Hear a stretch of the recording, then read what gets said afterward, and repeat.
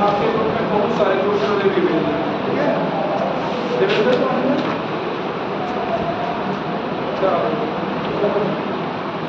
तो बहुत सारे क्वेश्चन आपके आपको बनाएंगे। तो केमिस्ट्री यहाँ पर ध्यान रखिए, नाम से क्लियर है कि केमिस्ट्री में हम लोग हीट चेंज की बात करेंगे, तो उसको हम लोग क्या कहेंगे, थर्मोकेमिस्ट्री कहेंगे। तो यहाँ पर देखेंगे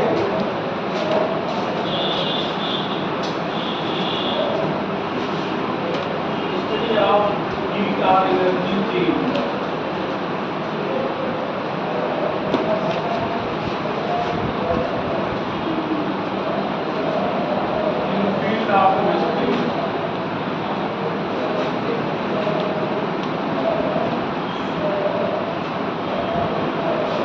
तो अगर हम लोग केमिस्ट्री के फील्ड में हीट चेंज या एनर्जी चेंज की बात करेंगे तो उसमें लोग क्या कहेंगे फील्ड ऑफ केमिस्ट्री। ये केमिस्ट्री क्या है?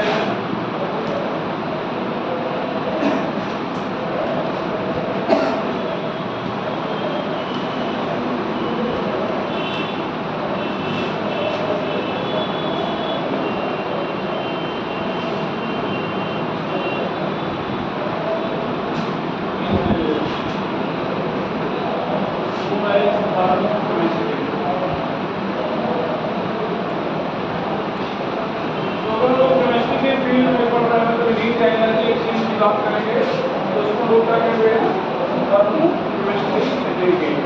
यहाँ पर कुछ चीजें हम लोग पढ़ेंगे, जैसे थर्मोकेमिकल इक्वेशन। क्या पढ़ेंगे? Thermochemical equation. Thermochemical equation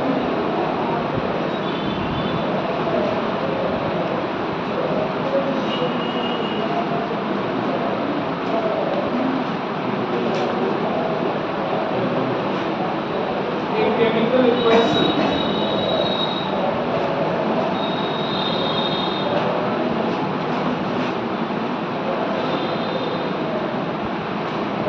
which gives complete information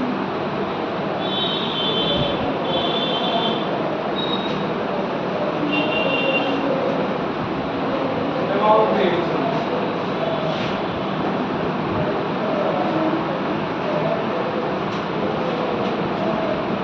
Complete information about reaction. अब complete information का क्या मतलब हो गया? Complete information में क्या आप मानोगे? Like physical state,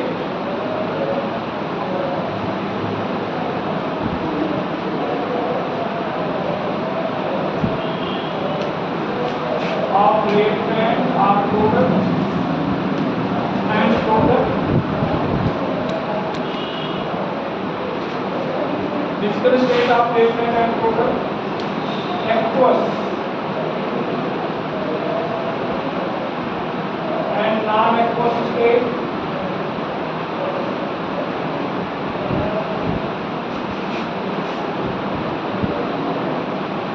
Of reactant or product.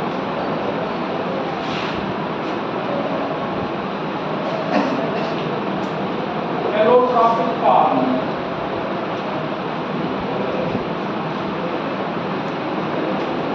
Of reactant or product. ये R और P मतलब product है।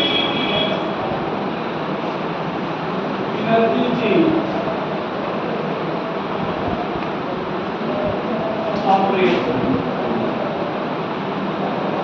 ध्यान रखना है, जैसे हम सब लोग ऐसा कोई रिएक्शन जो रिएक्टेंट और प्रोडक्ट के फिजिकल स्टेट की बात करें, aqueous are and non aqueous state का कोई एक्वस स्टेट में है या नॉन एक्वस स्टेट में है कि कौन रिएक्टेंट या प्रोडक्ट, उसके बारे में बताया। एलोट्रॉपिक फॉर्म ऑफ रिएक्टेंट और प्रोडक्ट, जो रिएक्टेंट या प्रोडक्ट है एलोट्रॉपिक फॉर्म में है या नहीं है, उसके बारे में बताया। और एनर्जी चेंज रिएक्शन का क्या हो रहा है, इसके बारे में बताया। अगर ये सारी इंफॉर्मेशन देता है तो उसको भैया लोग क्या कहने वाले हैं, थर्मोकेमिकल इक्वेशन कहने वाले हैं। यहाँ पर ध्यान रखिएगा, ध्यान दो, जैसे इधर देखो, यहाँ पर लोग लिख रहे हैं, देखो क्या यहाँ पर हम लोग लिख रहे हैं कार्बन ग्रेफाइट रेफाइड, क्या लिख रहे हैं? अब कार्बन के 3 एलोट्रॉप होते हैं, कौन कौन? Graphite, diamond, buckminster, fullerene. तो अब यहाँ पर हमने इसे कार्बन लिखा, तो अगर इसे कार्बन लिख के छोड़ देते तब ये पता नहीं चलता कि ये एलोट्रॉप, मतलब यहाँ पर पहले भी देखना ये ऑक्सीजन, ये गैस है, तो यहाँ गैस लिखेंगे, दोनों को रीड कराया गया तो क्या बना बेटा?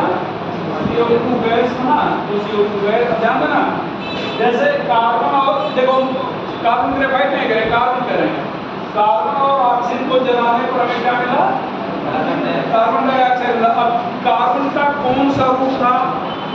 डायमंड था, ग्रेफाइट था, या बकमिंस्टर फुलरेन था? हमें तो पता नहीं है। तो इसका मतलब कौन सा आपने फॉर्म लिया है उसको मेंशन करना पड़ेगा, ठीक है? तो यहाँ पर अब ऐसे लिखा गया कि पता चल गया कि आपने किसको वर्णन किया है? ग्रेफाइट की वर्णन की है।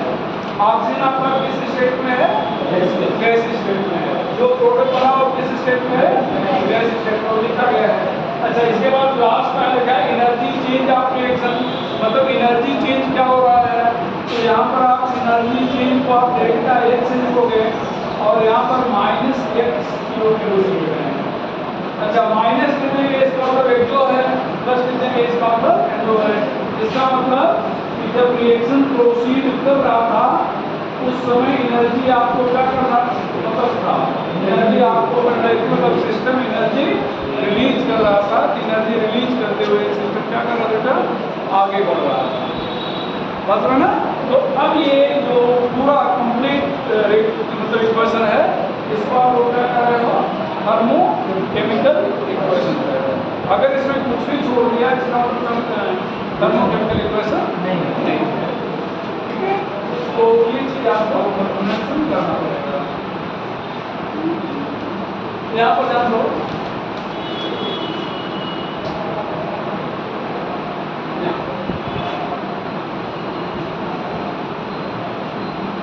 ये सारे यहाँ पर NH2O लिए हैं, ये CL2 यहाँ पर NH2O हो गया, यहाँ पर यहाँ पर सारे आपको बताया। कई बार देखना बेटा, यहाँ पर हमने जो NH2O लिखा है यहाँ पर नहीं लिखा, R करके यहाँ पर बेरियम क्लोराइड हम लोग लिख रहे हैं, यहाँ पर A2 लिख रहे हैं। क्या लिख रहे हैं? A2। तो ये क्या हो जाएगा? BaCl2, यहाँ पर फिर यहाँ पर 2H2 हो जाएगा। क्या हो जाएगा? 2H2 हमेशा। A2 का मतलब क्या रहेगा? ये सारे A2 का मतलब एक्वस, A2 का मतलब एक्वस, मतलब ये एक्वस वाटर दिया गया। A2 लिखा गया मतलब वाटर के साथ ट्रीट किया गया। तो कई बार वाटर लिख देते हैं और कई बार A2 लिख देते हैं। तो ये कंप्लीट जो है इसको आप क्या कर रहे हो? थर्मोकेमिकल इक्वेशन कह रहे हैं। इसको आगे पढ़ा थोड़ा सा क्या पेज नहीं पूरा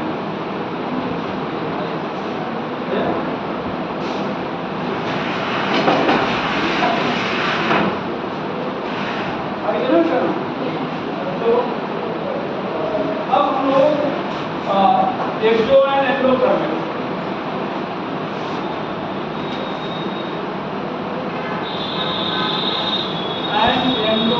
process,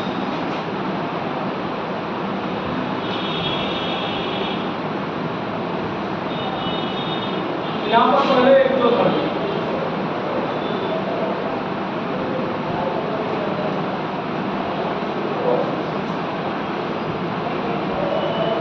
proceeds with liberation of energy। Liberation का मतलब रिलीज, निकलना, मतलब एनर्जी निकालते हुए क्या करेगा? आगे बढ़ेगा। ऐसा कोई भी प्रोसेस जिसमें आगे बढ़ते समय क्या निकले? एनर्जी निकले, उसको क्या कहेंगे? एक्सोथर्मिक प्रोसेस है। यहाँ पर ध्यान देना बेटा, यहाँ पर हियर डेल्टा H नेगेटिव होगा और डेल्टा ई निगेटिव होगा। डेल्टा एच एंथैल्पी चेंज है, delta E internal energy change है, दोनों में जो चेंज होगा वो क्या होगा, नेगेटिव होगा। देखना एग्जाम्पल में हम लोग क्या लिख सकते हैं भैया, एग्जाम्पल में हीट ऑफ न्यूट्रलाइजेशन,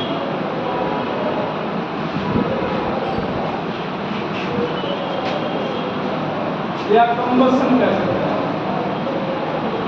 कंबसन।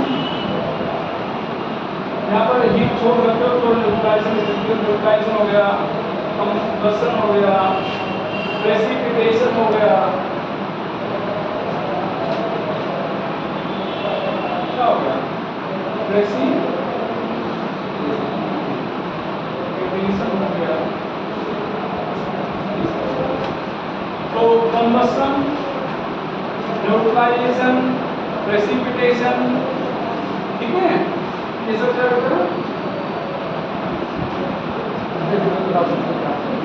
मतलब ये जो।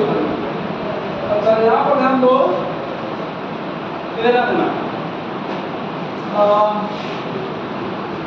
मोस्ट ऑफ सिंथेसिस रिएक्शन,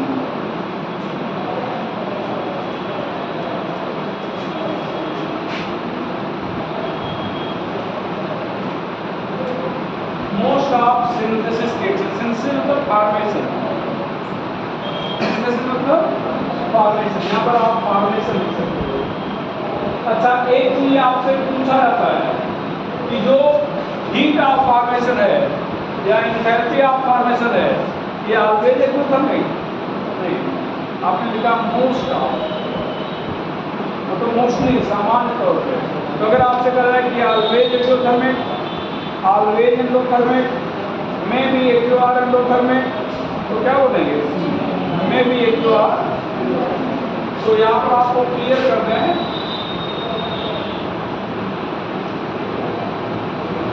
में भी एक जो आर,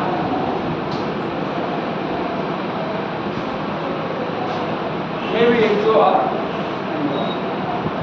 एक यहाँ पर जनरल, ये जनरल स्टेटमेंट है, इन जनरल सिंथेसिस या फॉर्मेशन रिएक्शन क्या है, एक्सोथर्मिक है।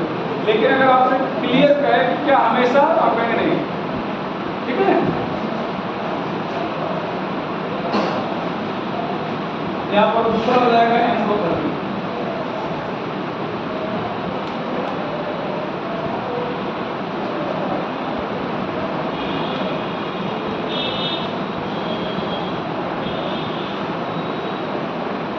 Endothermic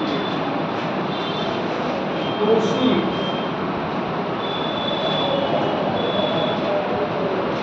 with absorption of heat, proceeds with absorption of heat, delta H positive, delta E positive। Example में dissociation,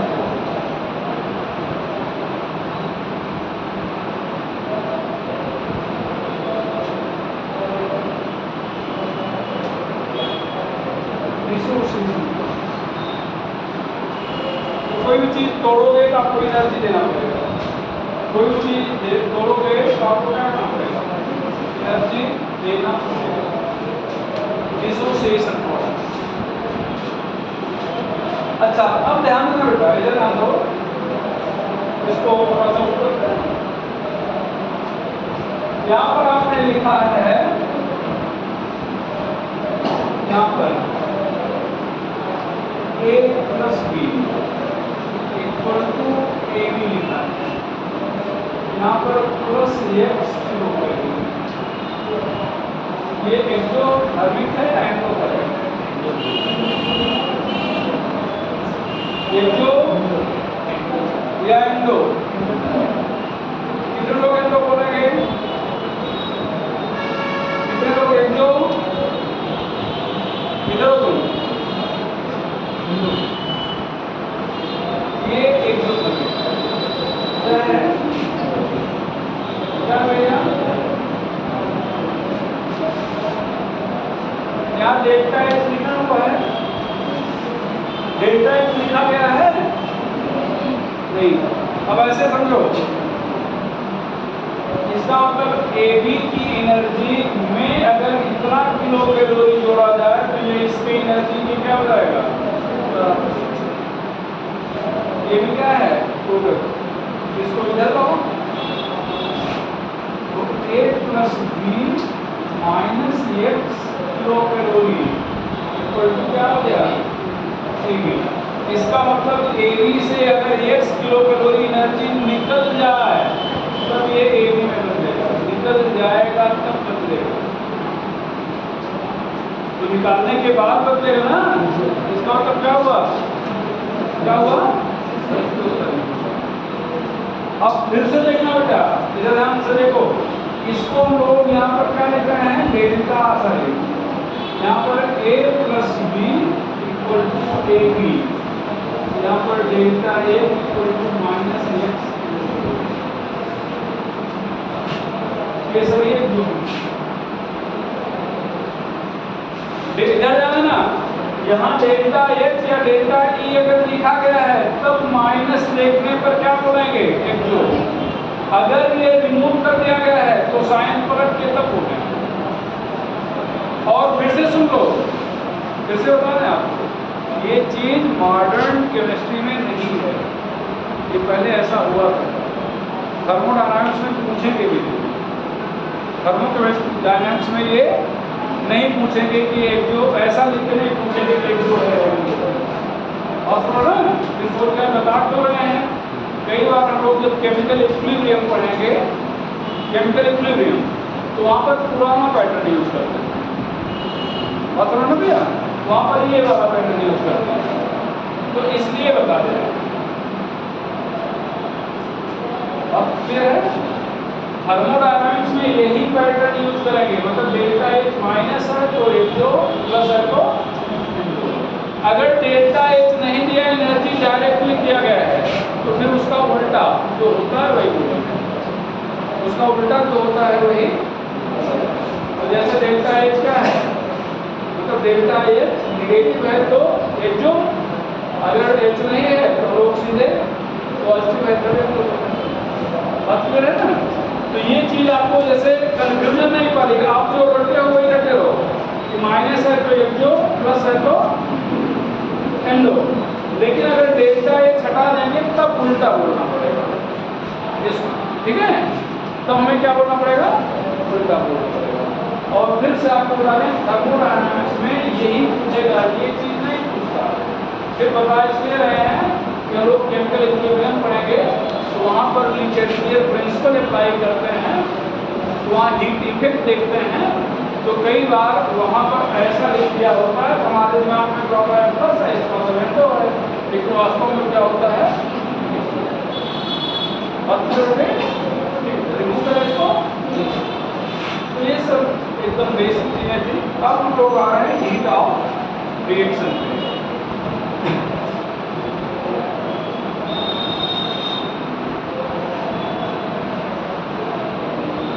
heat of reaction,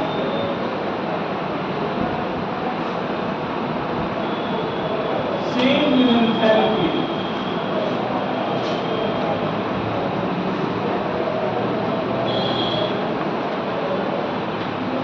when given amount of substance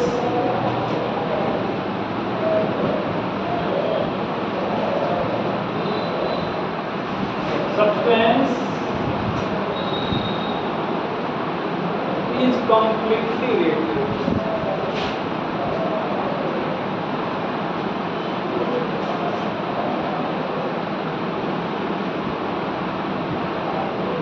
Change in enthalpy when given amount of substance is completely reactive. तो दिया गया substance अगर complete रूप से react कर जाता है तब जो एंथैल्पी चेंज होगा उसको हम लोग क्या कहेंगे बेटा? हीट ऑफ रिएक्शन कहेंगे। यहाँ पर A प्लस 2B, यहाँ पर AB प्लस B, या 2B में करें B2 कर दें, इसको लिख पाएंगे हम, इसको B2 कर दें।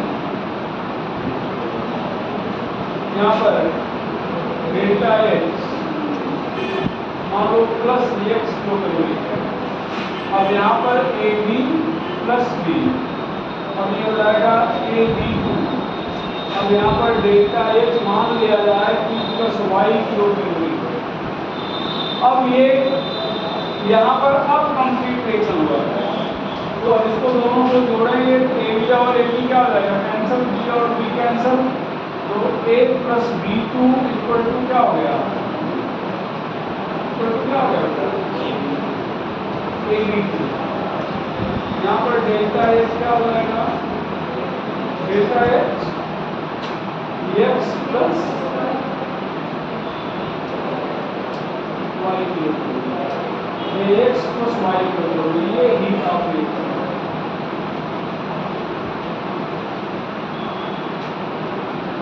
एक्स प्लस वाई की कैलोरी, ये heat of reaction.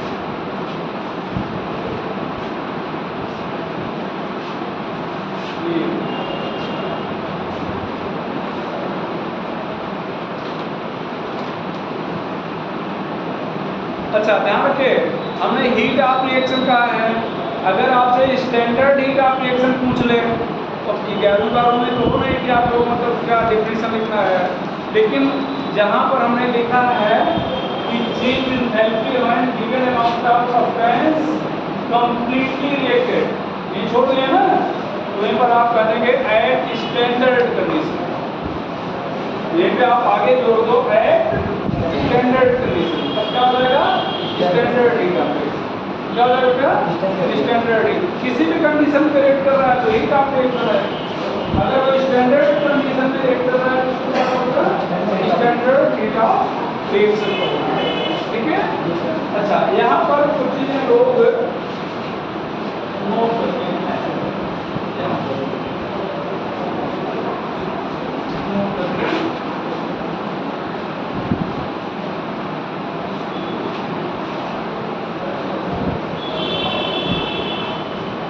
Enthalpy of substance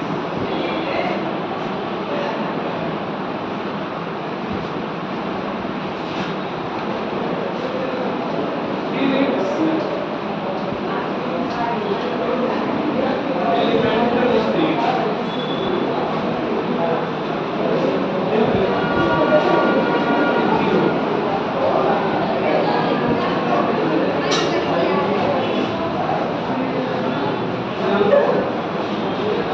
इसको एंथैल्पी पढ़ेंगे। यहाँ पर एन एलिमेंट है ना, एन क्या है, element iron, magnesium, Cl2, Ar2, F2, इन सब की एंथैल्पी क्या मानेंगे, इन सब की एंथैल्पी क्या मानेंगे,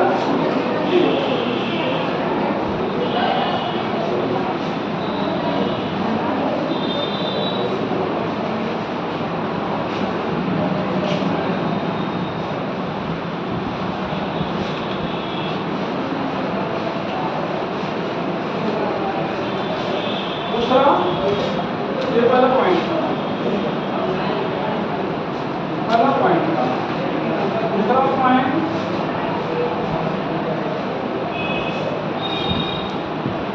एंथैल्पी ऑफ एनी सब्सटेंस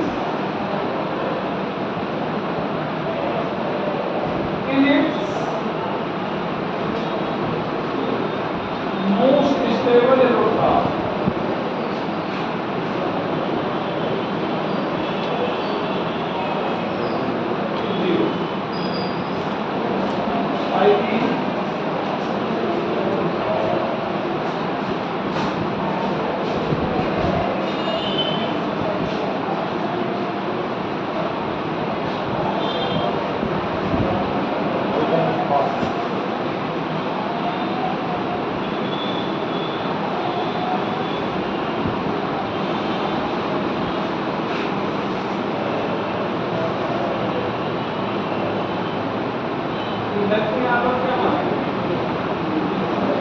तो sulphur bromic RHOMPic, sulphur bromic लिखा गया, कार्बन क्या लिखा गया, ग्रेफाइट तो अगर कार्बन ग्रेफाइट की एंथैल्पी पूछा जाए तो आप क्या कहेंगे? 0। कार्बन सल्फर होंगे की एंथैल्पी क्या कहेंगे बेटा? 0। जो मोस्ट स्टेबल एलोट्रॉप होगा उसकी एंथैल्पी हम लोग 0 मानेंगे, इसकी एंथैल्पी हम लोग 0 बोल रहे हैं। चलो यहाँ पर आगे बढ़े, इसको रिमूव करते हैं।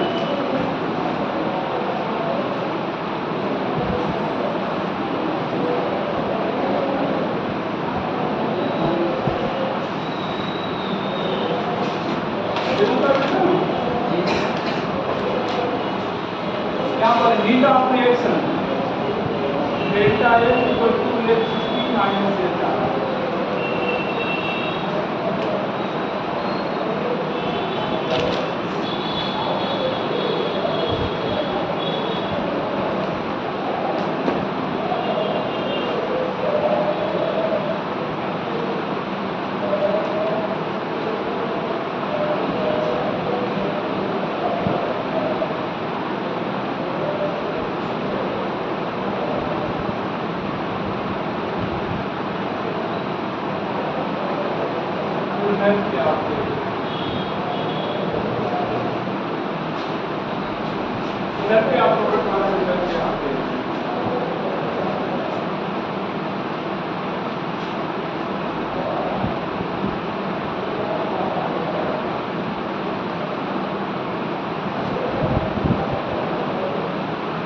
Heat of reaction depends upon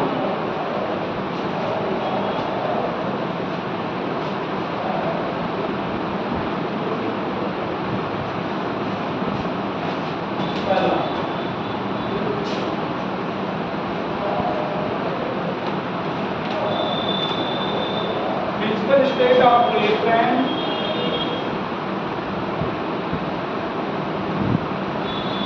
and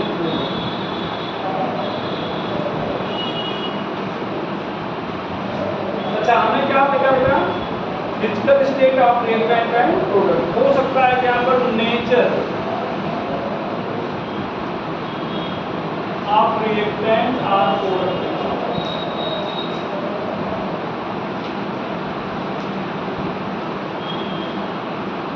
तो दोनों एक ही पॉइंट है, चाहे नेचर कहते चाहे फिजिकल स्टेट। दूसरा अमाउंट ऑफ रिएक्टेंट, अमाउंट देखो आप प्रोडक्ट वर्ड ही यूज किया है, रिएक्टेंट कितना भी है। हीट ऑफ रिएक्शन आप एलपीजी गैस यूज करते हैं ना, छोटा गैस सिलेंडर बड़ा सिलेंडर जो होता है, कौन जल्दी खत्म होता है, छोटा है बड़ा? तो होता क्या है एलपीजी में? एन ब्यूटेन है आइसोब्यूटेन। तो एन ब्यूटेन और आइसोब्यूटेन दोनों हाइड्रोकार्बन है, दोनों जलते हैं, ऑक्सीजन से रिएक्ट करते हैं, कंबस्शन होता है।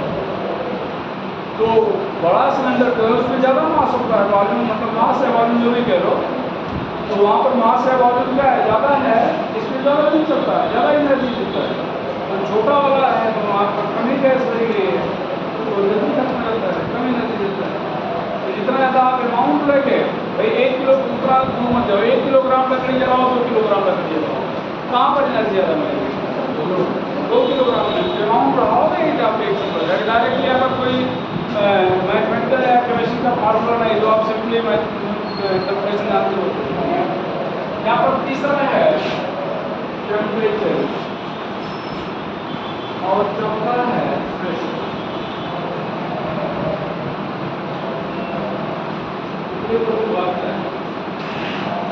तो ये 4 फैक्टर हैं जो अफेक्ट करते हैं किसको?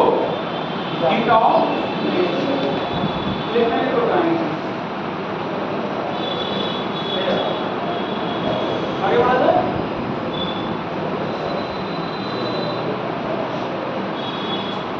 फिर से जाएंगे physical state, physical state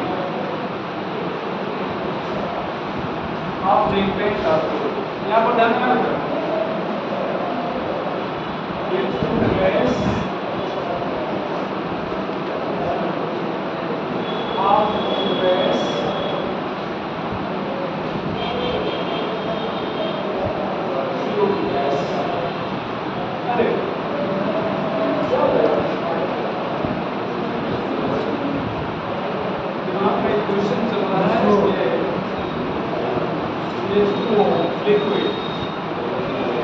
H2 gas, half O2 gas,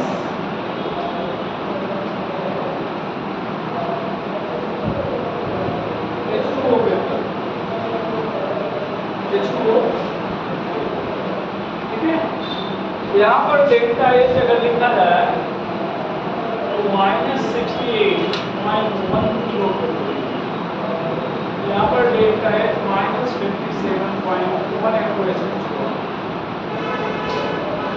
ये डाटा याद रखिएगा, ध्यान रखिएगा। आपको फिर से बता दें कि हम पूरी थर्मोडायनामिक्स पढ़ा देंगे, कहीं पर डाटा यूज नहीं करेंगे, कहीं पर डाटा यूज नहीं करेंगे, बस तो वहाँ छोड़ के जहाँ क्वेश्चन करा रहे हैं। अगर कहीं डाटा लिख दिए इसका मतलब उसको आपको याद करना है। बात क्लियर है ना? जैसे अभी तो आपने देखा होगा -x + x ऐसे काम चल रहा है ना, ऐसे ही चला लेंगे। लेकिन अगर कहीं पे डाटा लिखे हैं इसका मतलब वो डाटा आपको फिर याद करना है। ये डाटा आप याद रखिए कि अगर वाटर बन रहा है और वेपर लिक्विड स्टेट में है तो -68.1 किलो कैलोरी, और वेपर स्टेट में है तो 57.2। अच्छा, अब देखना बेटा, इधर हम लोग यहाँ पर भी रिएक्ट करने वाला हाइड्रोजन था, ऑक्सीजन था, H2O बनने वाला था। यहाँ पर भी हाइड्रोजन ऑक्सीजन ने रिएक्ट किया, बना क्या H2O, दोनों में वही रिएक्ट कर रहे हैं, वही बन रहे हैं। लेकिन जो एंथैल्पी चेंज है वो आप अलग अलग देख रहे हो। क्यों ये देख रहे हो? क्योंकि फिजिकल स्टेट बदल गई। फिजिकल स्टेट बदल जाने से क्या हुआ, आप ऐसे बताओ कि सॉलिड, लिक्विड, गैस, 3 स्टेट हम लोग पढ़ते हैं। तो जो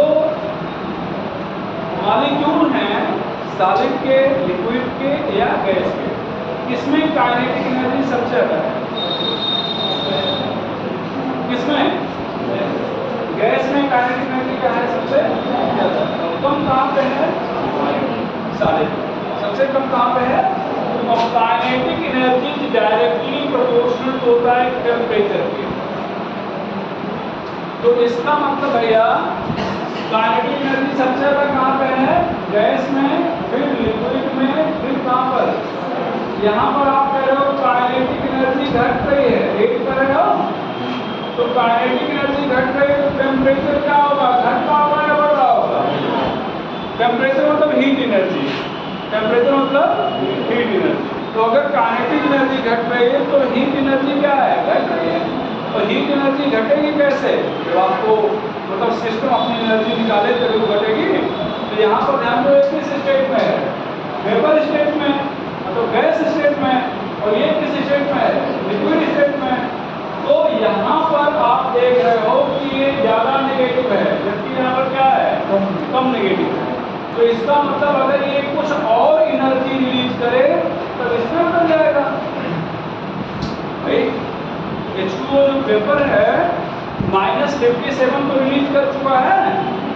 अब अगर ये कुछ मान लो ये -57 और -68 है, तो इसका मतलब ये कुछ और रिलीज करे तो किसमें बदल जाएगा? लिक्विड में। और कुछ और रिलीज करेगा तो -57 होता है, जो रिलीज करेगा वो भी तो माइनस होगा, और जो भी माइनस होगा माइनस माइनस जुड़ नहीं जाएगा। इसका मतलब यहाँ पर माइनस में वैल्यू क्या है? ज़्यादा है। अभी यहाँ पर H2O लिक्विड है ना, अभी H2O सॉलिड कर देते तो -68 है, हो सकता है -80 आ जाता, हो सकता है माइनस क्या आ जाता? 80 आ जाता, या और नेगेटिव हो जाता। बात क्लियर हुई? तो फिजिकल स्टेट बदलने से कैसे जो एंथैल्पी चेंज है बदल जाता है। तो जो गैस स्टेट में प्रोडक्ट होगा वो अपने पास एनर्जी ज़्यादा रखेगा, आपको कम देगा। लिक्विड स्टेट में होगा तो उसकी एनर्जी अपने पास रखने की टेंडेंसी कम हो जाएगी, आपको देने की टेंडेंसी और बढ़ जाएगी।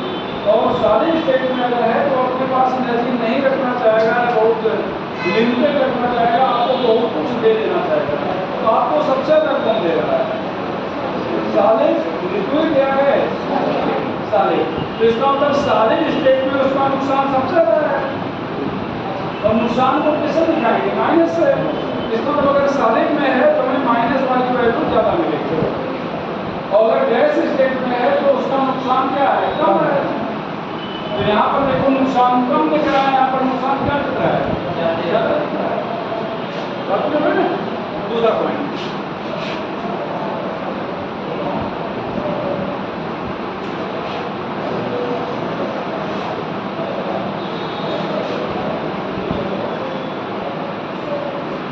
Amount of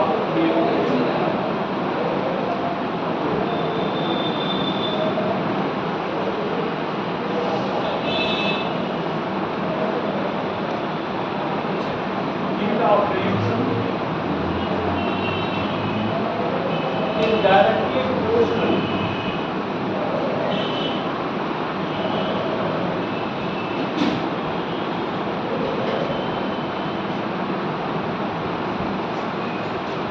directly proportional to the amount of reaction.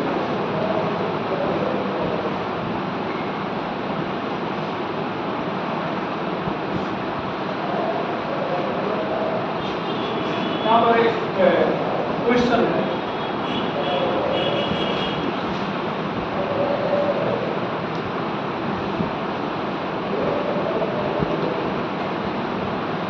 combustion of benzene occur as follows.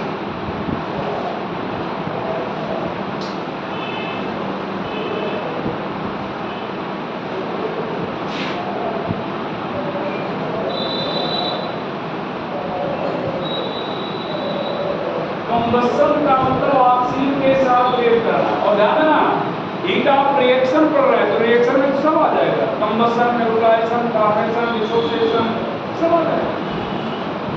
तो यहाँ पर ऐसा हो रहा है, combustion of benzene occur as follows.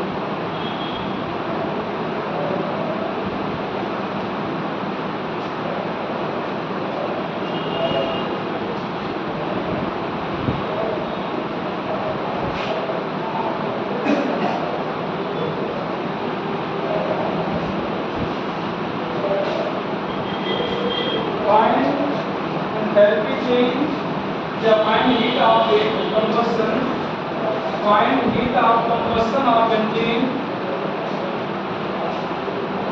find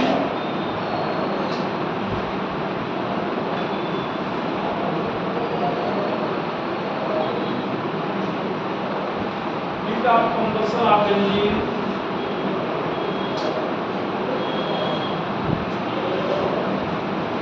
when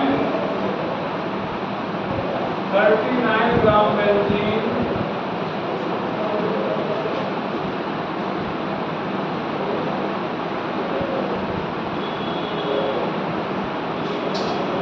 undergo combustion,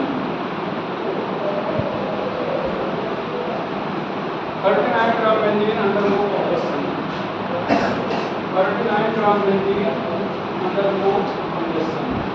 यहाँ पर ध्यान देना बेटा, क्वेश्चन तो इतना लंबा चौड़ा लिखा गया है, कुछ है नहीं, इधर ध्यान दो, इधर ध्यान दो, एक कितना मालिक्यूल आप निकालोगे, कितना, तो 78 ग्राम, 78 ग्राम जलाने पर कितना मिला, तो आधा जलाने पर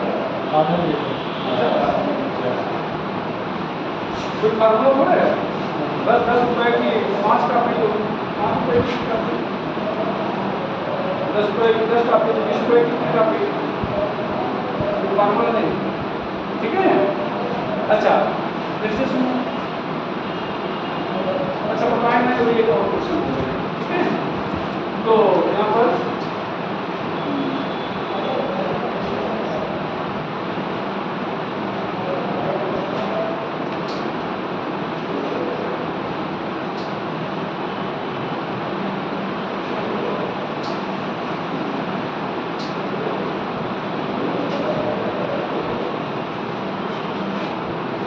ऐसा लिखा जाए part 78 gram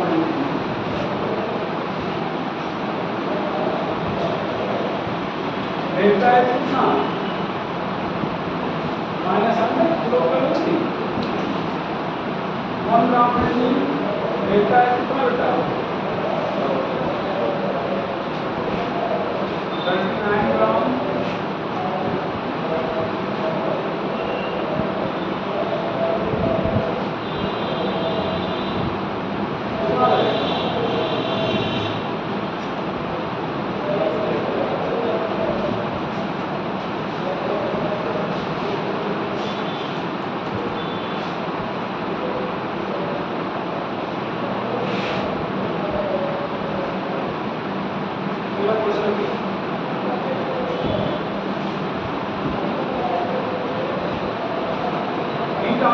combustion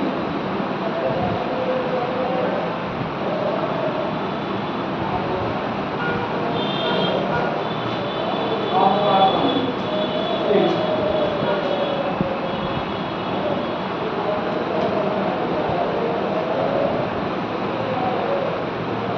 minus 94 kilocalorie per mole.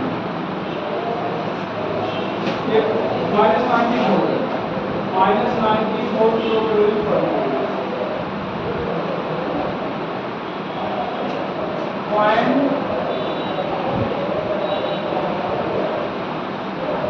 heat of combustion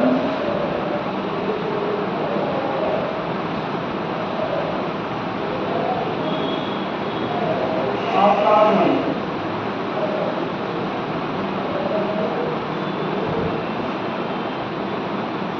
when 30 grams of it is allowed to burn.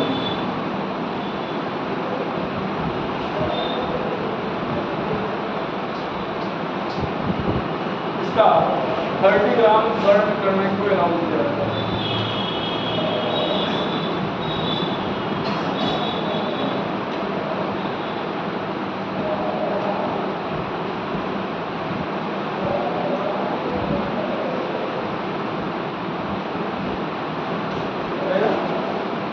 तो ध्यान देना कि इधर ध्यान दो, पिछला क्वेश्चन और ये क्वेश्चन दोनों सेम है। वहाँ रिएक्शन लिखा था, यहाँ रिएक्शन नहीं लिखा। फिर कैसे जान रहे हो? यहाँ पर ध्यान दो, पर मोल कितना दिया है? तो एक मोल का मतलब क्या? अगर एटम के फॉर्म में है तो एटॉमिक मास, और मॉलिक्यूल के फॉर्म में है तो इधर दो, यहाँ पर मोल इक्वल टू पढ़ाया गया ना, ये W इक्वल टू क्या? mW। तो अगर ये एक है तो W अपान mW इक्वल टू A, तो W इक्वल टू क्या हो जाएगा? मतलब अगर मोल एक है और मॉलिक्यूलर फॉर्म में है तो मास किसके बराबर होगे? मॉलिक्यूलर मास के बराबर होगे। अगर आयनिक फॉर्म में है तो एटॉमिक फॉर्म में है तो क्या करोगे बेटा? W अपान AW। तो W इक्वल टू क्या हो जाएगा? AW। क्या हो जाएगा? AW। इसका मतलब कि अगर एक मोल ले रहे हो तो जो मास होगा उसके किसके बराबर होगा? एटॉमिक मास के बराबर। क्यों? क्योंकि कार्बन एटम है। कार्बन क्या है? एटम है। इसका मतलब ये जो एनर्जी रिलीज हुई है कितने से रिलीज हुई बताओ? 12। तो आई यहाँ पर 1 mole carbon equal to 12 gram carbon. ये कितना बेटा? 94 किलो। बस आगे कोई दिक्कत नहीं होगी ना। तो 1 ग्राम कार्बन से कितना बेटा? तो 30 ग्राम कार्बन से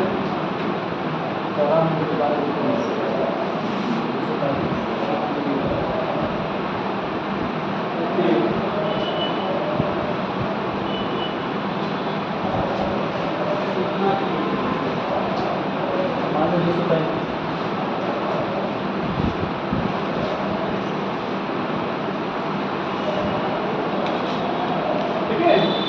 तो जो भी आएगा मतलब क्वेश्चन का आइडिया समझ रहे हो ना? जैसे यहाँ पर हीट ऑफ कंबशन में कोई हीट ऑफ रिएक्शन में कोई वैसा फार्मूला नहीं है। चलो, तो यहाँ पर अमाउंट ऑफ रिएक्टेंट के हिसाब से हम लोग सॉल्व कर रहे हैं।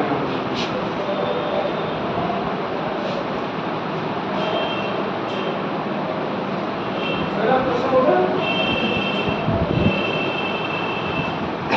भैया,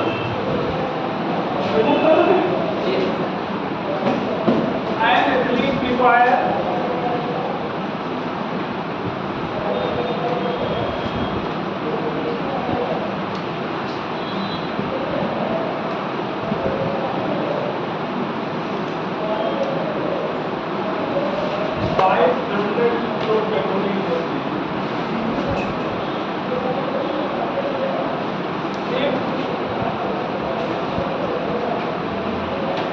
heat of combustion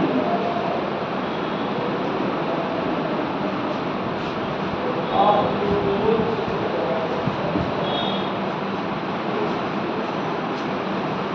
to kilo calorie पर मोल,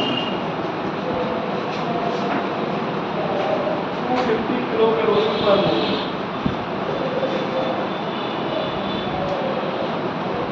Then how many gram of glucose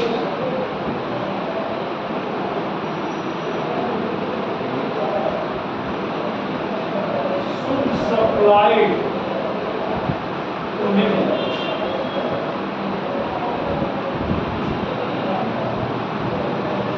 when efficiency of glucose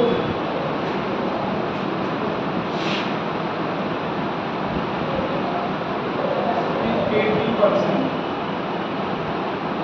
Efficiency of glucose is 80%. Hindi में क्वेश्चन सीधे सीधे समझो कि एक धावक है, एथलीट है, जिसको 500 कितना 500 किलो कैलोरी एनर्जी की आवश्यकता है। उसको कितना ग्लूकोज दिया, अच्छा ग्लूकोज का हीट ऑफ कंबशन कितना है 250 किलो कैलोरी पर मोल है, मतलब 250 किलो कैलोरी पर मोल उसका हीट ऑफ कंबशन है।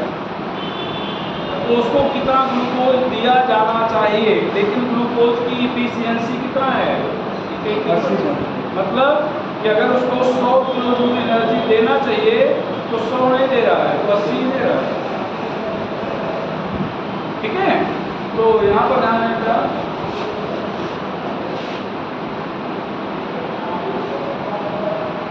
Heat of combustion of glucose.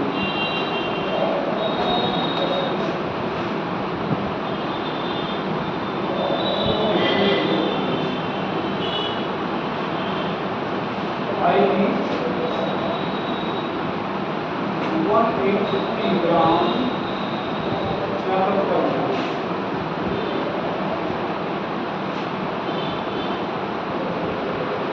Glucose ये कितना हो गया 250 किलो, लेकिन बट इफिशियंसी 180%।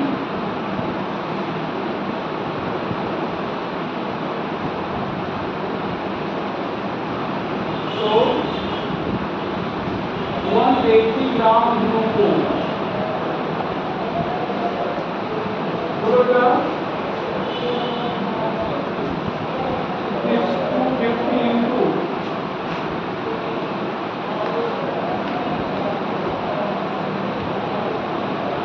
200 किलो। अब 200 किलो कैलोरी कितने इसमें मिले है 180 से, तो 500 कितने इसमें मिलेगी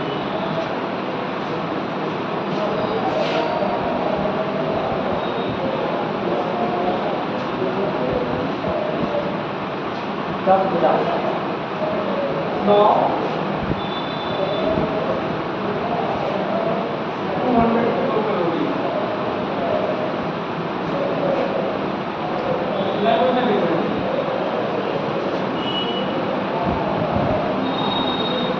तो एक कितना इसमें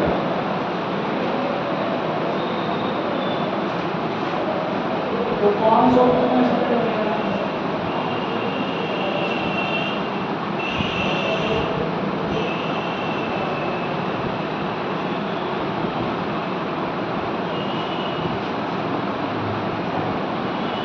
पैसे वगैरह कितना रहेगा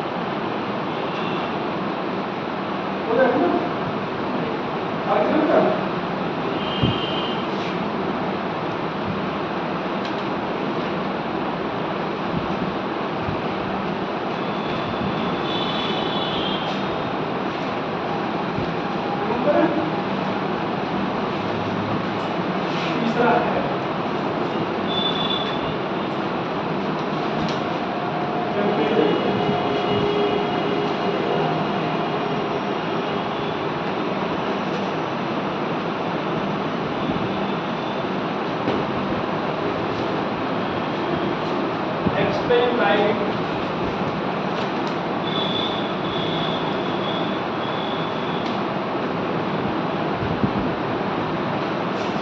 Kirchhoff equation.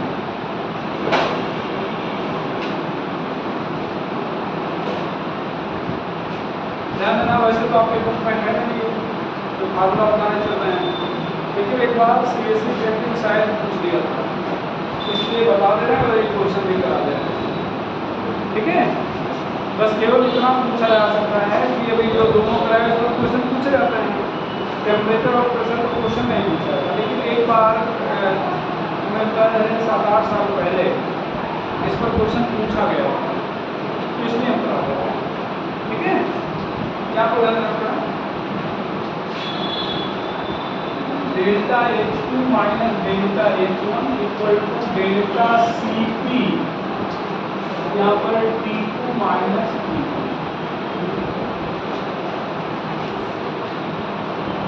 और delta T2 minus delta T1 delta Cb, delta Cp क्या है, Cpp minus Cpr, delta Cv क्या है, Cvp माइनस Cvr, Cp क्या है पढ़ाया गया होगा, molar heat capacity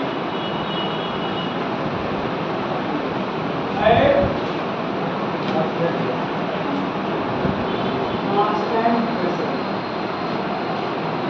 Cv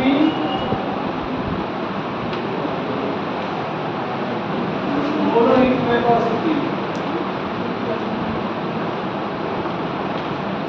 at constant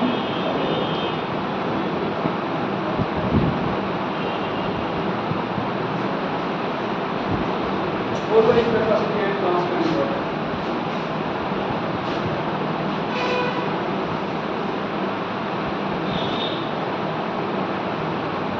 अच्छा ध्यान रखा, डेल्टा H2 क्या है, heat of reaction at temperature T2, delta H1 क्या है, heat of reaction at temperature T1। तो लिख देंगे delta H2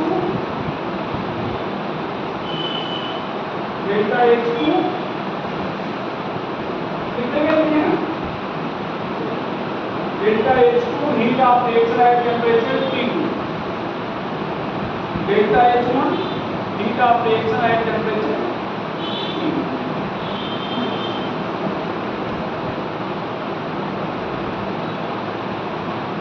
delta H1 heat of reaction at temperature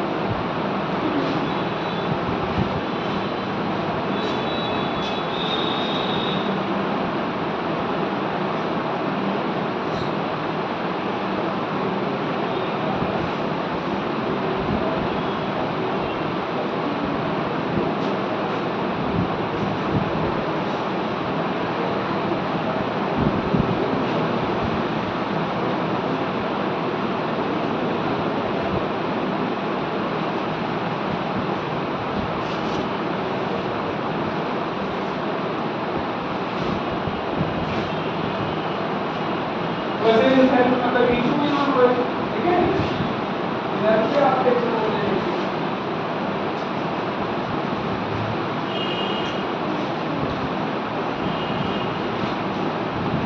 delta H2 heat of reaction at temperature T2, delta H1 heat of reaction at temperature T2। चलो ये question करते हैं,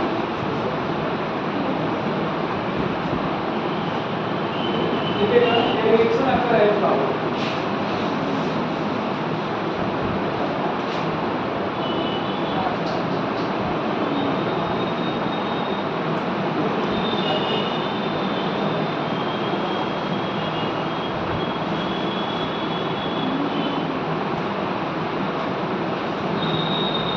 as follow at 27 degree Celsius, उसके बाद reaction लिखेंगे।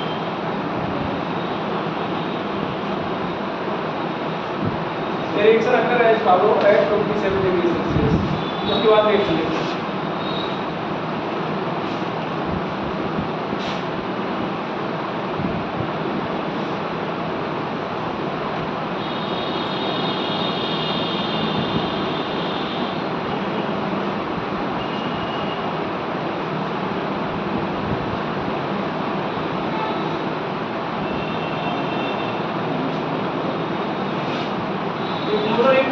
of N2H2 and NH3 are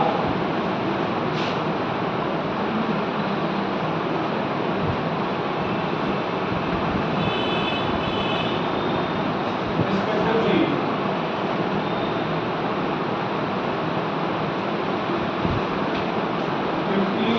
20 and 25 kilocalorie per mole. Molar heat capacity at constant pressure लिखना पड़ेगा।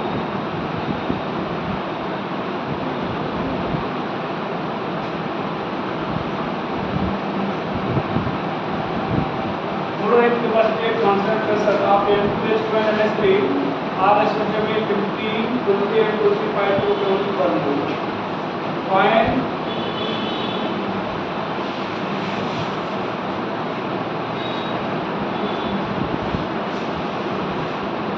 heat of reaction at temperature या at 47 degree Celsius at 47 degree Celsius temperature.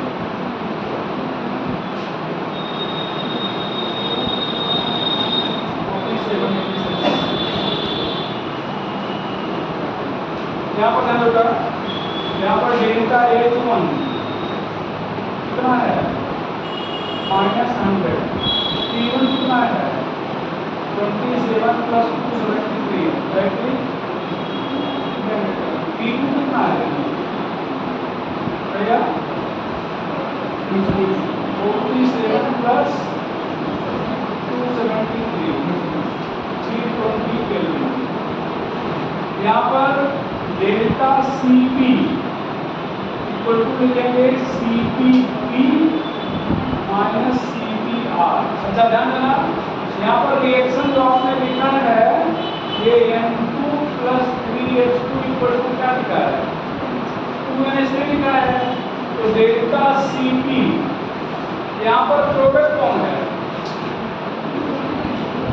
Product कौन है ammonia, और ammonia की value N2H2 and NH3 are respectively 15, 20 और 25 है।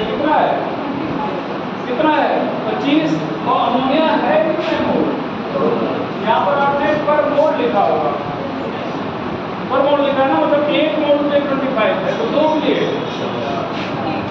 अब आगे आपको बताओ, अब क्या लिखें रिएक्टेंट में कौन कौन है N2 और H2, क्या लिखा जाए भैया N2 की वैल्यू कितना है 15 और H2 की वैल्यू 20, तो H2 कितना है 20।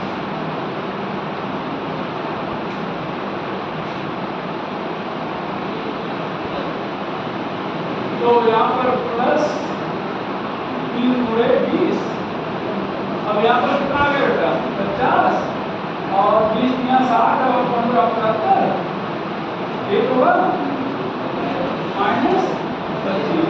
अब delta H2 delta H1 delta Cp,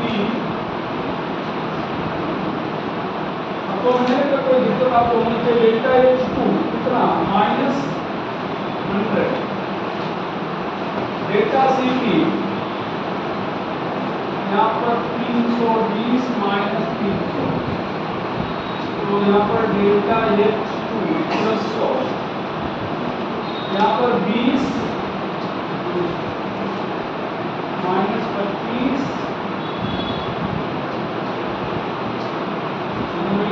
500 है क्या,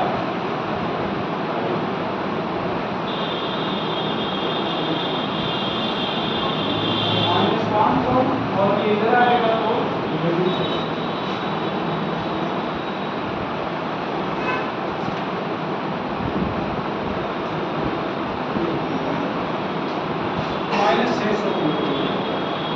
इसको एक बार पूछा गया था इसलिए मैंने बता दिया।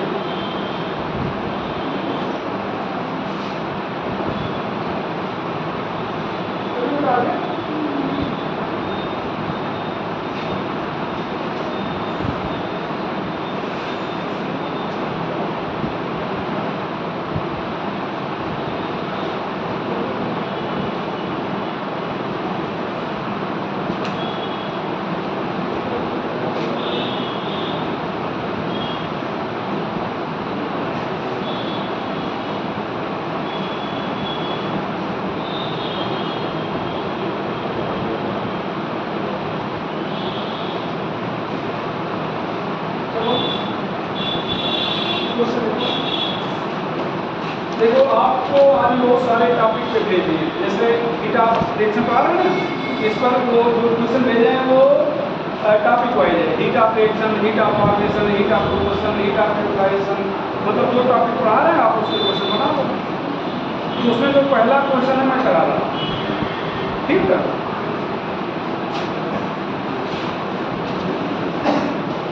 यहाँ पर the delta is not here for CO2 plus CO gas and H2O gas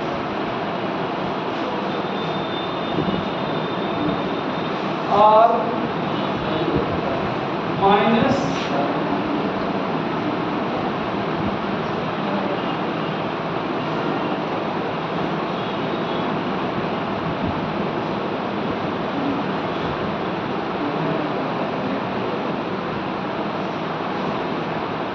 kilojoule per mole respectively.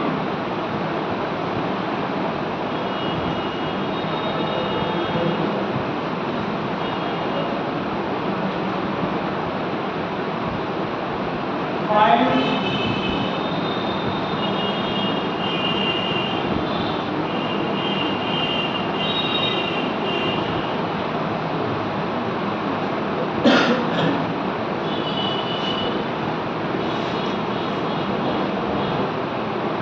for given reason.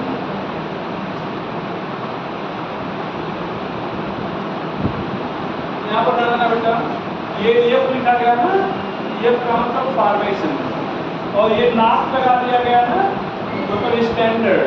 अब इसको कई बार लैंग्वेज में बोल देते हैं, तो यहाँ पर बोल देते हैं the heat of formation for CO2 H2, मतलब standard heat of formation for CO2 CO and H2 are respectively इतना इतना एंड इतना। फाइंड, अब यहाँ पर देखो F नहीं लिखा गया है, तो इसको यहाँ पर ध्यान देना, पहले समझ लीजिए। जैसे कई बार हम लोग यहाँ पर डेल्टा H लिखेंगे, तो अभी तो हीट ऑफ रिएक्शन कर रहे हैं ना, तो रिएक्शन में सब आ जाएगा, जितना पढ़ेंगे सब रिएक्शन है। अभी इसके पहले क्वेश्चन कंबशन करके करवा रहे थे, तो कंबशन होगा तो यहाँ पर C लिखा होगा, फॉर्मेशन होगा तो यहाँ पर F लिखा होगा, न्यूट्रलाइजेशन होगा तो N लिखा होगा, वेपोराइजेशन होगा तो Vp लिखा होगा, फ्यूजन होगा तो ये VPS लिखा होगा, इस तरह से लिखा होगा। और कुछ नहीं लिखा है, इसका मतलब क्या बताना है आपको? हीट ऑफ रिएक्शन, मतलब वो हीट ऑफ रिएक्शन का मतलब उसका कोई नेचर, मतलब इससे स्पेसिफाई नहीं किया गया वो किस कैटेगरी का है, ठीक है। अगर यहाँ पर स्पेसिफाई करता, यहाँ पर C लिख देता मतलब कंबशन बताना है, F लिख देता फॉर्मेशन, न्यूट्रलाइजेशन, वेपोराइजेशन, इस तरह बहुत सारे हैं, एक करके लोग पढ़ ही रहे हैं, बात क्लियर हुई ना। तो यहाँ पर अब हम लोग इसको सॉल्व करेंगे, रिएक्शन बदल रहे हैं। तो रिएक्शन में मिला CO2 गैस, क्या बेटा? H2 गैस, यहाँ पर CO गैस, यहाँ पर प्लस H2O गैस।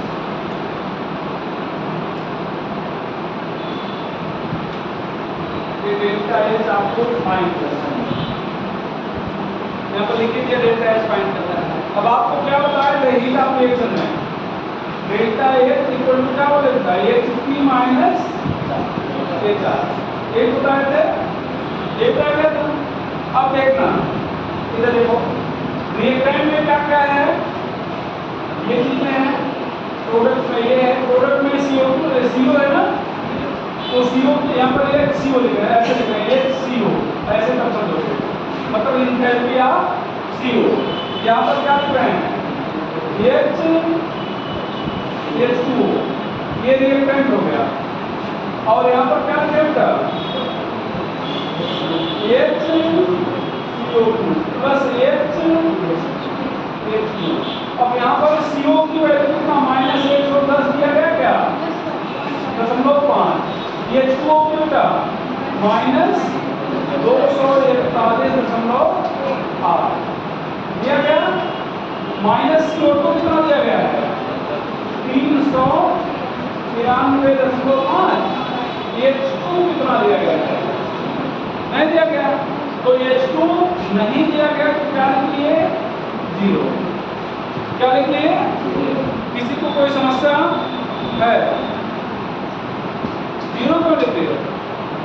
जिसको नहीं देखा उसको 0 लिख देंगे? नहीं, H2 एलिमेंट है। अभी भी पढ़ाया था ना कि एलिमेंट की इंथैल्पी लोग क्या मानेंगे? तो जो भी एलिमेंट होगा उसका देगा ही नहीं, जो भी एलिमेंट होगा उसका देगा नहीं। तो H2 एलिमेंट है इसलिए उसका नहीं दिया, उसका 0 है। तो हमने अपने आप को दिखाने के लिए बात लिखने कोई जरूरत नहीं, ये बताने के लिए देखो H2 एलिमेंट है इसकी इंथैल्पी नहीं दी गई। तो अब यहाँ पर इसको तो क्या करें कि 2 और 1 300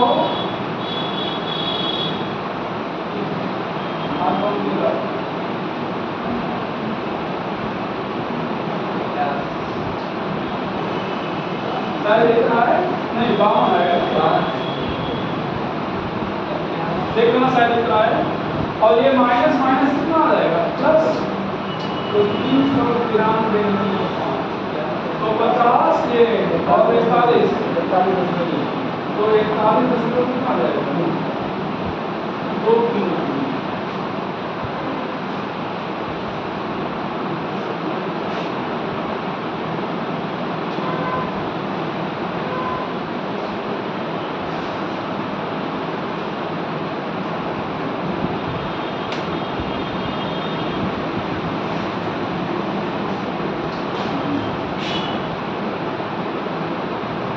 रिमूव करें इसको।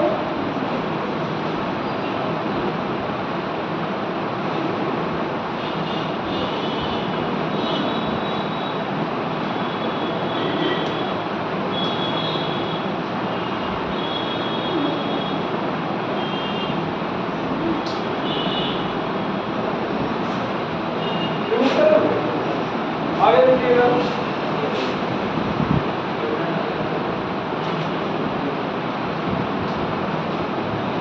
H2 Cl2 यहाँ पर क्या है 2HCl, ये गैस है, ये गैस है, ये क्या है गैस है। डेल्टा H यहाँ पर कुछ होगा -42 किलो कैलोरी। यहाँ पर 2M में plus 2HCl gas,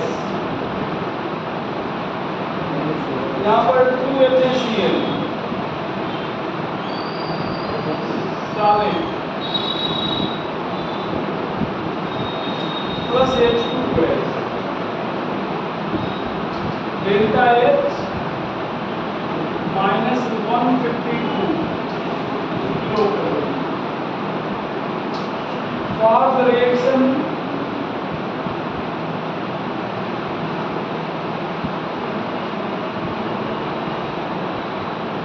Na solid plus half Cl2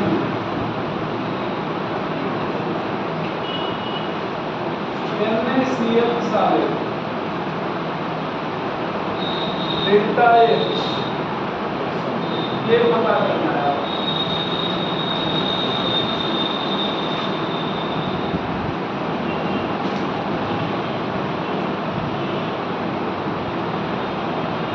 अब ध्यान देना बेटा, अब यहाँ जो क्वेश्चन आपको और करवाया है यहाँ पर देखिएगा, ये 2 रिएक्शन हैं ये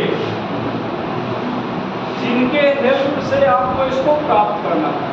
तो देखिए पहले रिएक्शन को ध्यान से देखिए। यहाँ पर HCl है कहाँ पे प्रोडक्ट में, कहाँ पे है प्रोडक्ट में, ये प्रोडक्ट में है। और यहाँ पर HCl कितना है रिएक्टेंट, कोई दिक्कत है नहीं। अच्छा आप देखना बेटा, अगर सेम मान लो A है, कोई सब्सटेंस A है और रिएक्टेंट में है, और कोई मतलब वही प्रोडक्ट में भी है, एक दूसरे रिएक्शन के है, तो दोनों को अगर जोड़ दिया जाए तो दोनों क्या हो जाएंगे 2-3 चीजें जान लो। जैसे यहाँ पर ध्यान लो, इधर देखो, यहाँ पर मान लो A + B है यहाँ पर सी प्लस बी मान लो ए डी है, यहाँ पर क्या है डी प्लस ई है, यहाँ पर क्या बेटा ई प्लस मान लो एफ है, क्या है ई प्लस एफ है, समझ ना। अब इसको अगर जोड़ दें ई नहीं, यहाँ पर कुछ और लिखो जी कर दो, क्या कर दोगे जी। तो यहाँ पर ये डी और ये डी यहाँ से क्या हो जाएगा कैंसिल हो जाएगा। अब इसको जोड़ेंगे ए प्लस बी प्लस क्या हो जाएगा E equal to G plus क्या हो जाएगा बात है ना। तो अगर एक साइड में है और वही दूसरे साइड में है तो कैंसिल हो जाएगा। अब मान लो यहाँ पर A plus B equal to C plus D, या केवल सी कर देते हैं। यहाँ पर ए प्लस 2b और यहाँ पर मान लो डी कर देते हैं, यहाँ पर क्या कर रहे हैं डी, और आपको अपडेट करना है 3b equal to C plus D, ये प्राप्त करना है। तो यहाँ पर क्या करेंगे घटा देंगे, क्या करेंगे घटा देंगे, लेकिन घटाएंगे तो क्या लगेगा कैसे हो जाएगा, जब कोई भी नहीं केवल बी लिखना होगा, तो घटाएंगे तो क्या लगेगा माइनस बी, और ये क्या हो जाएगा लेकिन ये आएगा नहीं, तो ये क्या हो जाएगा कैंसिल हो जाएगा, अच्छा बचेगा यहाँ पर देखो माइनस बी बचेगा ना, और यहाँ पर क्या बचेगा सी माइनस डी, डी इधर आ जाएगा बी उधर चला जाएगा, तो क्या आ जाएगा D equal to C plus B हो जाएगा, ये हो जाएगा बात है ना। तो अगर अपोजिट साइड में तो जोड़ने पर कैंसिल हो जाएगा, सेम साइड में है तो घटाने पर कैंसिल हो जाएगा। रिएक्टेंट को प्रोडक्ट्स की साइड में लाना है, रिएक्टेंट को कहाँ लाना है प्रोडक्ट, मतलब रिएक्टेंट को प्रोडक्ट की तरफ लाना है या प्रोडक्ट को किधर ले जाना है, तो साइन मतलब क्या करेंगे, मतलब क्या करेंगे रिएक्टेंट को प्रोडक्ट ले जाना है या प्रोडक्ट को, तब भी हम लोग क्या करेंगे सेपरेट करेंगे, तो साइन क्या हो जाएगा चेंज हो जाएगा। जैसे यहाँ पर सेपरेट किया गया ध्यान दो, ये डी इधर है प्रोडक्ट साइड में है ना, तो इधर फाइनली आपको कहाँ पे मिल रहा है रिएक्टेंट साइड में, कहाँ पे मिल रहा है, तो कब मिला है जब इसको हमने क्या कर दिया माइनस कर दिया, जब क्या कर दिया माइनस कर दिया। तो ये दो तीन चीजों का आपको ध्यान रखिएगा।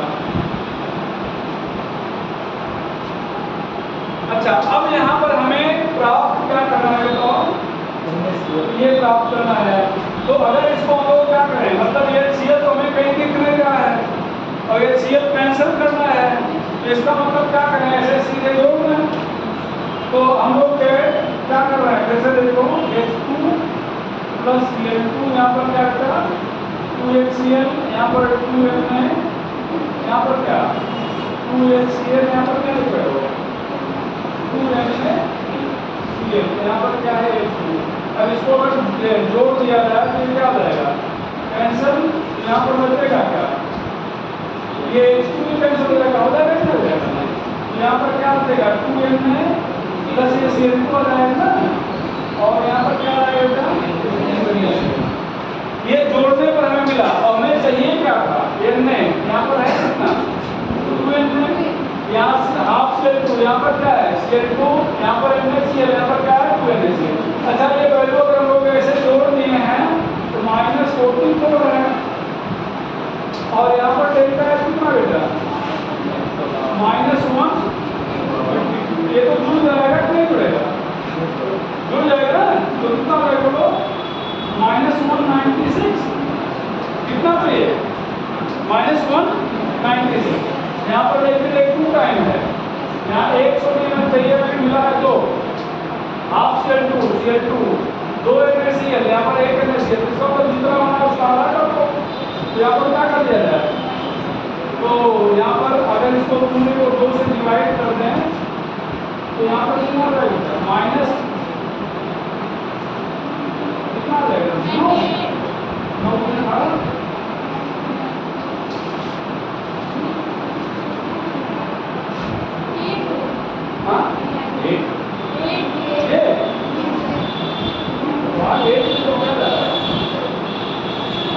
देखिए कैसे करते हैं।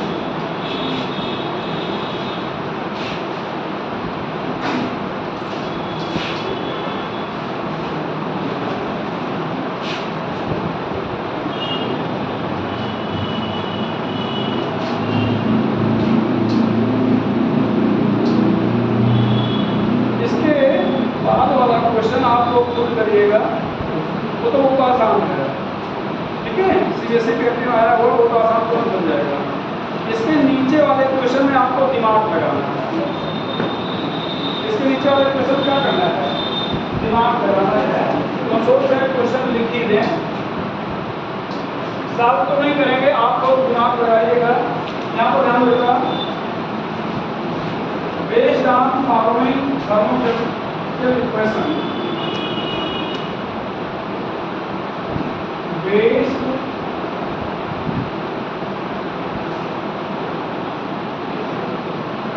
on following thermochemical equation,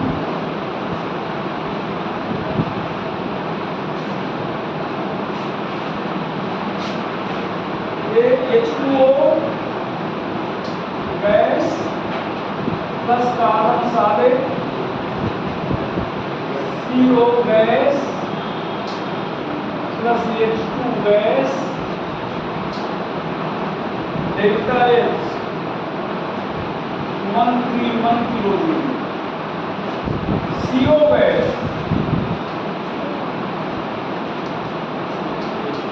plus half O2 gas, CO2 gas, delta H बराबर -282 किलोजूल। ये क्वेश्चन इतना नहीं समझना है, तो आप भेज दें ग्रुप में है, आप सॉल्व कर लीजिएगा, मतलब इसे ही लग के सॉल्व कर लीजिएगा, ठीक है।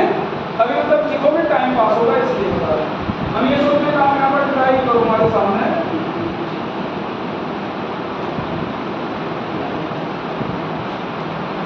ये हो जाएगा H2 और डेल्टा H यहाँ पर हो जाएगा कुछ कितना का -242। ये C solid plus O2 gas, ये CO2 गैस, डेल्टा H बराबर हो जाएगा X किलोजूल, ये X किलोजूल। आपको X की वैल्यू बताना है, आपको X की क्या करना है, बस ये बताओ हमें कि कैसे किया जाए। ध्यान दो, इन तीनों को, ये ध्यान रखना बेटा, इन तीनों रिएक्शन के हेल्प से, इनकी सहायता से हमें ये प्राप्त करना है। तो देखो यहाँ C सॉलिड है ना, यहाँ पर भी C सॉलिड है, तो इसका मतलब ये जहाँ पे रिएक्टेंट साइड में चाहिए और वहीं पे है। ये O2 हाफ O2 और ये क्या है हाफ O2, अगर ये दोनों जुड़ जाएं तो ये क्या हो जाएगा O2 हो जाएगा। यहाँ पर CO2, यहाँ पर क्या है CO2। अब यहाँ पर अतिरिक्त में ये जो रिएक्शन है ना, यहाँ पर ध्यान दो, ये H2 है, यहाँ पर क्या है H2, आपको H2 कहीं चाहिए नहीं, तो इसका मतलब करेंगे क्या, कोई बताएगा हमें नहीं आ रहा है, कोई बताएगा।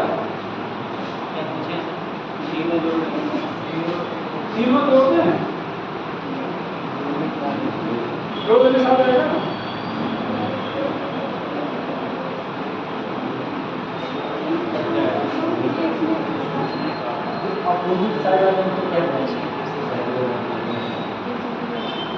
पहले देखो पहले हम लोग, अगर हम लोग इक्वेशन 1 और 3 को जोड़ दें, इक्वेशन 1 + 3 हम लिखते नहीं, करना आपको है, तो ध्यान देना 1 और 3 को अगर जोड़ेंगे तो यहाँ पर क्या कैंसिल होगा बताओ, यहाँ से H2 कैंसिल हो जाएगा और कुछ कैंसिल होगा H2O कैंसिल हो जाएगा, कुछ बचेगा यहाँ पर क्या बचेगा, यहाँ C + half O equal to क्या हो जाएगा AC हो जाएगा। और अब जो आ रहा है उसमें हम लोग क्या करेंगे, यह एक साथ जोड़ा जाए, एक साथ जोड़ेंगे तो यहाँ से क्या हो जाएगा CO कैंसिल, यहाँ से क्या हो गया, CO कैंसिल हो गया ना, एक साथ जोड़ दिया जाए तो इसका H2O, इसका H2O कैंसिल हो गया, इसका देखो H2O और इसका क्या हो गया, H2 कैंसिल हो गया। अब बचा क्या, अब यहाँ पर ध्यान दो क्या बच रहा है, C बच रहा है ना, C नीचे आ गया, यहाँ पर half O2 and half O2 आ गया, यहाँ CO2 आ गया और कुछ बच रहा है, ध्यान रखिए कुछ बचना नहीं चाहिए। तो इसको तो आपने तीनों को सीधे जोड़ दिया है, तो तीनों को जोड़ दिया है तो डेल्टा H कितना आ जाएगा, बोलो 131 तो प्लस में है, ये माइनस में 282 माइनस 242 आ जाएगा ना लोग। इसी हिसाब से आप और सॉल्व करिएगा। हमने एक ही निकला पाया है हीट ऑफ रिएक्शन। कल हम लोग मिलेंगे तो heat of formation, heat of combustion, heat of neutralization, ये 3 टॉपिक कवर करने की कोशिश करेंगे। ठीक है, चलो कोई डाउट है, खड़े हो, हाँ डाउट है तब ऐसे मूर्ति जैसे बैठी हो, कह सकते हो नहीं सर नहीं है, नहीं तो एकदम नहीं, हमारी तुम्हारी मुंडी चलते हुए नहीं देखते। डाउट है, डाउट नहीं है, अब ऐसे कौन सा रिस्पॉन्स समझ पाए, अरे समझ में आ गया, हाँ तो समझ में आ गया, नहीं समझ में आया तो भी तो अवसर समझ नहीं आया अभी, फिर अगले दिन चर्चा हो जाएगी। ठीक है, ठीक है, आगे